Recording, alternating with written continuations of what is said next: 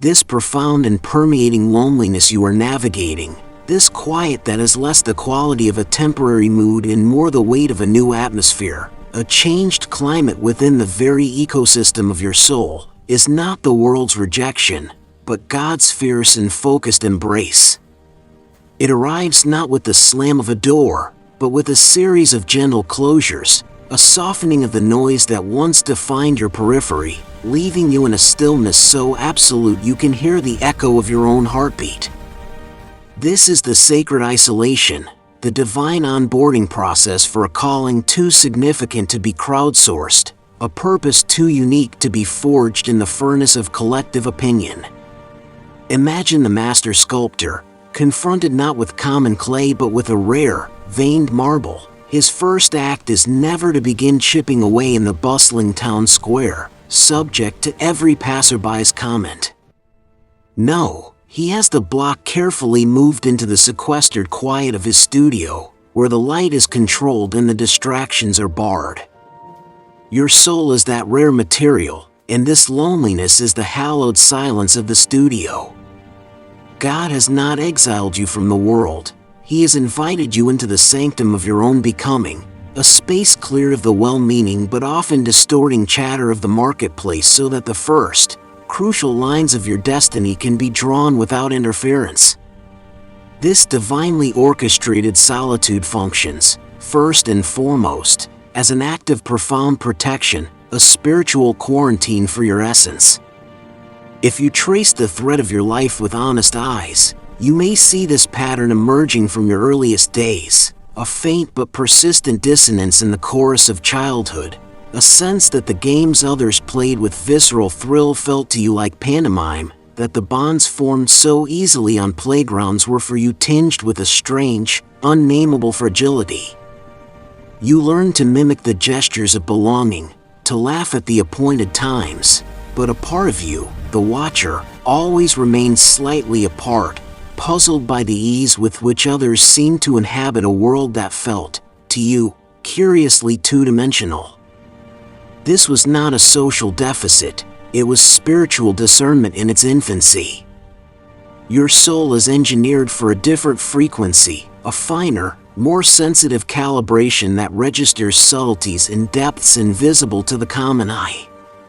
To remain perpetually enmeshed in the denser, often chaotic energies of the collective, its unconscious fears, its inherited limitations, its small print dreams, its armor of cynicism, is, for an instrument as finely tuned as yours, a form of slow degradation. Like a violin left in a room of shouting, it goes out of tune, its wood absorbing the discord. So, in a move of meticulous love, God initiates a great subtraction. He allows friendships built on the shifting sands of mutual convenience or shared complaint to quietly erode. He closes doors to communities whose price of admission is the truncation of your spirit. He permits misunderstandings to become moats, creating necessary defensive space. He may even orchestrate clean, surgical separations where a long, toxic fraying would have caused greater harm. This process is excruciating, and it will inevitably feel, in the raw human heart, like a series of personal rejections. But from the vantage point of eternity, it is a strategic evacuation. He is removing voices that would have become echoes in your head, leading you down alleys that end in walls. He is intercepting alliances that, while offering the warmth of company, would have siphoned your purpose and diluted your potency. That gathering you saw unfold on social media without you, that group text that grew cold, that relationship that ended not with fire but with a gradual, mutual fading, each is a merciful severance of a tether that was keeping you safely anchored in the shallow bay, when your blue water destiny required the terrifying, exhilarating freedom of the open deep. The loneliness you now feel is the vastness of that ocean. It is not emptiness, it is potential wearing the guise of void. Consequently, this imposed silence becomes the most critical training ground you will ever know, the academy where your intuition is honed from a faint whisper to a guiding voice. Our modern existence is a carnival of noise, a barrage of opinions sold as wisdom, advice rooted in others' projections, trends masquerading as truth, and the relentless, low-grade hum of external expectations.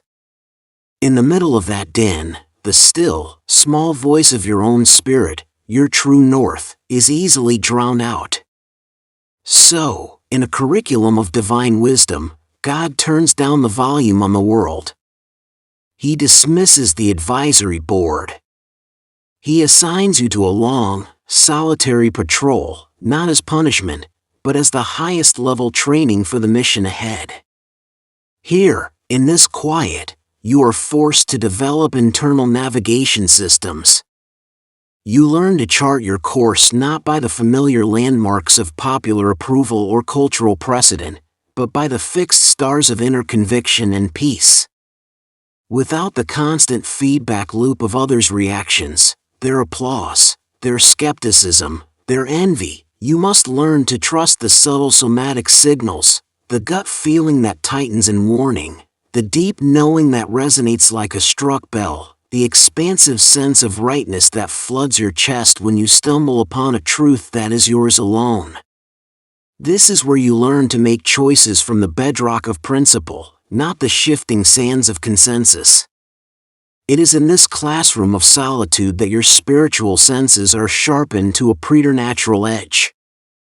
You begin to perceive the invisible currents you once blundered through, the almost imperceptible shift in a room's energy when inauthenticity enters, the hidden meaning coiled within a casual remark, the divine guidance that arrives not as a burning bush but as a quiet, persistent leaning of your heart toward a specific, often unconventional, path of peace. What you have been calling loneliness was, in fact, a masterclass in sovereign discernment. God was teaching you the non-negotiable skill of the called man, the ability to distinguish the signal of his voice from the static of the world, and the courage to follow it, even when it leads you away from the campfire and into the trackless dark, where new paths are forged. This isolation also stems from a simple, stark reality. Your energy is a rare emission, and not all ecosystems can support it, nor are they meant to. You carry a light. This is not a lamp you switch on for spiritual effect, it is the inherent luminescence of a consciousness that is awake. This light does not merely add illumination, it reveals. It casts long shadows, exposes textures, highlights flaws in the foundation, and distinguishes the genuine article from the clever facsimile. For those who have grown comfortable in the half-light, who have constructed identities upon performance, or who have learned to navigate life through a curated lens of distraction, your unadorned presence can feel unconsciously confrontational. It is not that you speak in judgment, it is that your very being acts as a mirror, reflecting back an image less filtered, more real, than they are accustomed to seeing. Some will be drawn to this reflection with a thirsty soul, recognizing a kindred clarity. But many will, with instinctive self-preservation, step back. They will deflect with humor, diminish with labels, too deep, too intense, or simply fade from your orbit, their departure marked by a vague unease. Their distance is not a measure of your worth, but a testament to your potency and a revelation of their own current capacity. God understands this physics of spirit. Therefore, He orchestrates a gentle, organic sorting. He allows those whose vibrational signature is fundamentally incompatible with yours to fall away, not with drama, but with the quiet inevitability of gravity separating oil from water. This is not a failure of your social artistry. It is a divine filtration system, protecting you from the exhausting, soul-depleting labor of perpetually translating the rich, complex language of your spirit into basic syllables for those who lack the lexicon. It spares you the profound tragedy of pouring your fine, aged wine, meant for communion, into containers structured for weaker stuff. Your present loneliness, then, is the grand hall after the crowd of mismatched guests has departed. It is the clean, open space that hums with anticipation, waiting for the right companions to arrive, those who will not merely tolerate your light, but will be warmed, illuminated, and challenged by it, and who will reflect back to you a light of their own, creating a resonance that feels less like conversation and more like homecoming. Furthermore, this seclusion creates the sacred, non-negotiable container for the deepest, most intimate healing, the kind that can only occur in absolute privacy. Not all recovery is a public spectacle of resilience. The most profound healing, the mending of a fractured will, the untangling of childhood trauma wired into your nervous system, the release of ancestral grief carried in your very cells, the dissolution of false identities adopted for survival, this is sanctuary work. It is too vulnerable, too delicate, too holy for the observation of others, however well-intentioned. God ushers you into loneliness to create a sealed chamber for this spiritual surgery. In the open, among even loving community, healing is often sabotaged. People offer bandages where organ transplants are needed. They dispense cliches that sting like salt in an open wound. In the public eye, you learn to walk with a concealed limp, to smile through the phantom pain, to pretend the bone is set when it is, in fact, still shattered. But in the protected solitude God provides, you can finally, safely, remove the costume. You can lay the wound bare under the pure, antiseptic light of His presence, free from the fear of judgment, minimization, or the soul-crushing weight of unsolicited advice. This lonely season is the sterile operating theater where the divine physician works. He touches the tender, bruised places you've shielded for a lifetime. He brings into the light the hidden scripts of unworthiness and shame that have directed your life from the shadows. He gently, meticulously separates your eternal, beloved identity from the traumatic history that has shrouded it, revealing the man you were before the world told you who to be. This process is agonizingly vulnerable and cannot be expedited. It requires the ruthless privacy of the tomb before the resurrection. So, in your moment of greatest perceived abandonment, you are actually being escorted into the most intimate healing suite of your existence. The loneliness was the locked door, the procedure in progress sign, ensuring you would not be disturbed during the operation that will ultimately save your life. Ultimately, and perhaps most importantly, this season of loneliness is the fertile, necessary ground for your inevitable and glorious expansion. In the natural world, all transformative growth is preceded by a period of hiddenness. A seed must be buried in the lonely, dark, silent earth, utterly disconnected from the world above, before it can rupture its own shell, send roots delving deep into the unknown, and finally push a green shoot toward the sun. Your soul is in such a season of crucial gestation.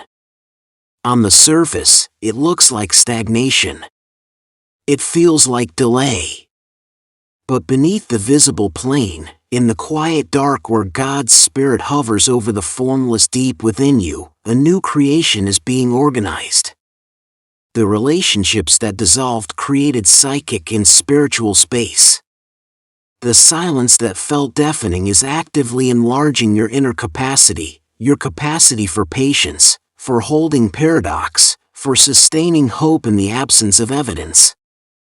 The emptiness you struggle against is the holy womb, the incubation chamber, for a future self and a future purpose of such magnitude that it could not possibly fit within the cramped contours of your former life.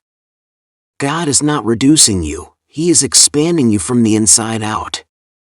He is increasing your inner square footage, building vaulted ceilings where there were low hallways, constructing rooms of wisdom, chambers of compassion, galleries of resilience you did not know you could possess. He is dismantling the small, ego-driven dreams of success and approval to make way for a God-sized vision of service and meaning. When this period of hidden growth is complete, you will not simply reintegrate into the world you left. You will emerge from this cocoon fundamentally, irrevocably metamorphosed.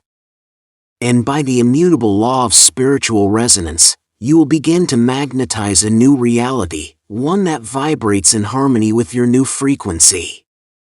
You will find a purpose that fits your soul like a bespoke garment, relationships that feel like reciprocal oases, and a peace that stands firm as a mountainside, unaffected by the changing weather of circumstance. The loneliness was the necessary dissolution of the chrysalis. What is being fashioned in that sacred confinement is a man equipped with the strength, the depth, and the calibrated spirit to carry a weight of glory that his former life, with all its crowdsourced validations, could never have supported.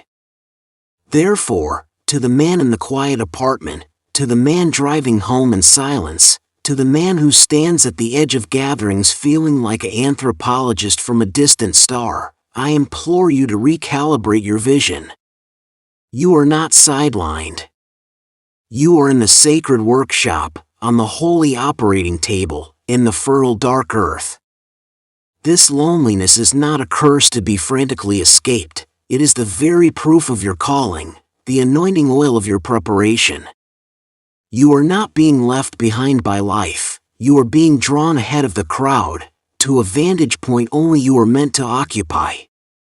Resist the desperate urge to fill this silence with the cheap noise of distraction. Release your grip on the ghostly forms of connections whose season has passed. Instead, lean into the quiet. Listen to what it teaches you about who you are when the audience has left and the masks have fallen away. Submit to the hands of the master artisan. Trust the process unfolding in the dark.